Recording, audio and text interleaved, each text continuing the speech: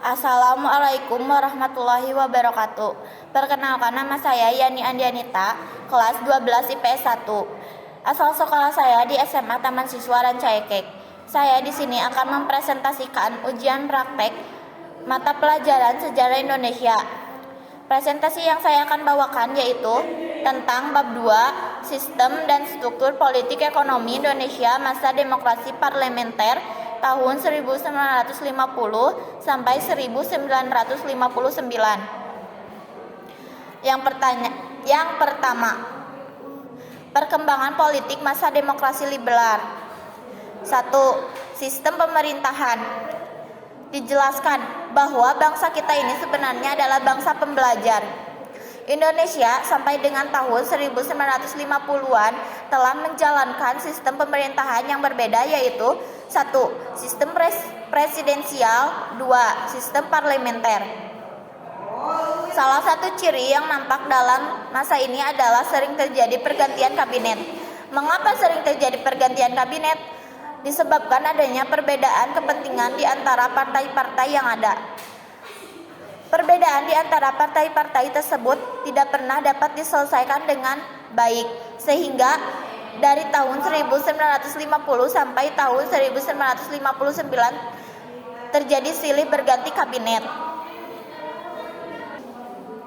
Kabinet di Juanda untuk menyelesaikan tugasnya menyusun program kerja yang terdiri dari 5 pasal yang dikenal dengan Pancakarya, sehingga kabinetnya pun dikenal sebagai Kabinet Karya.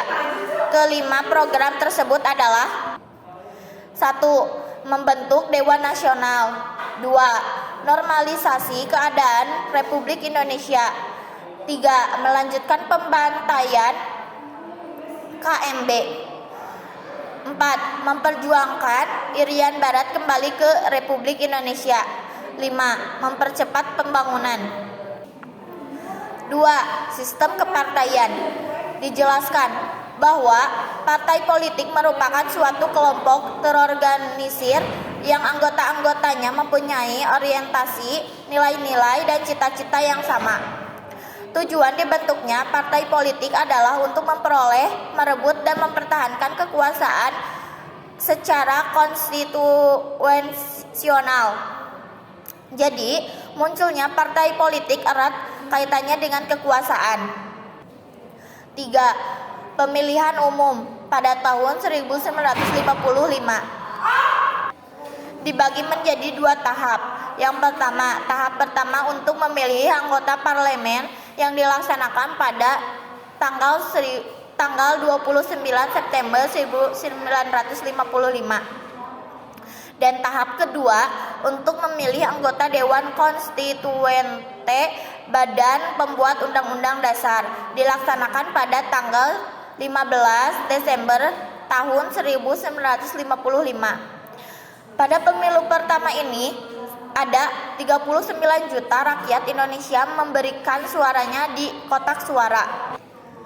2. Mencari sistem ekonomi nasional.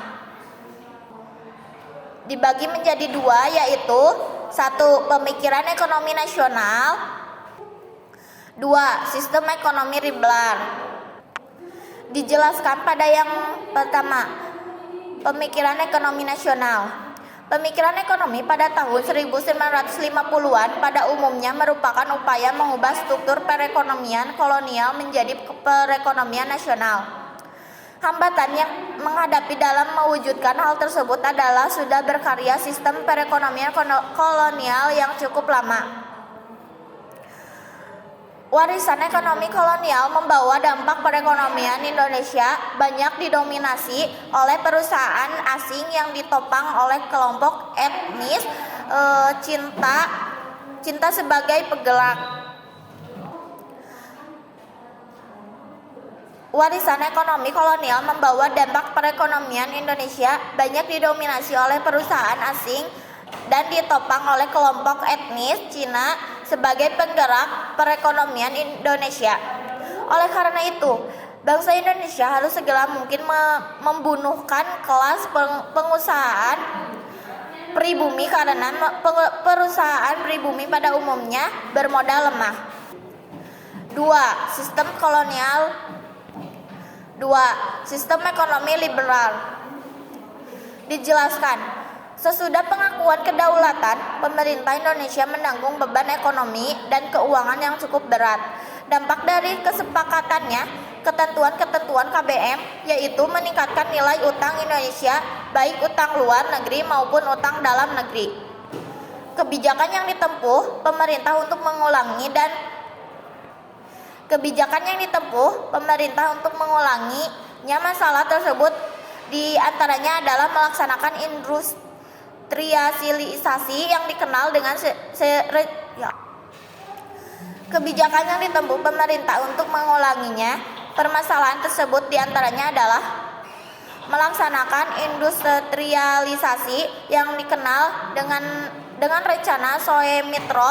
Sasaran yang ditekankan dari program ini adalah pembangunan industri dasar seperti pendirian pabrik-pabrik semen,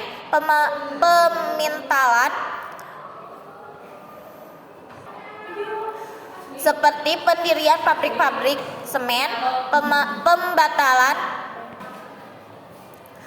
adalah pembangunan industri dasar seperti pendirian pabrik-pabrik semen, pemintalan, karung dan percetakan. Pada masa pemerintahan Kabinet Burhanuddin, Indonesia mengirim delegasi ke Belanda dengan misi merundingkan masalah finalisasi ekonomi PINEK. Perundingan ini dilakukan pada tanggal 7 Januari 1956.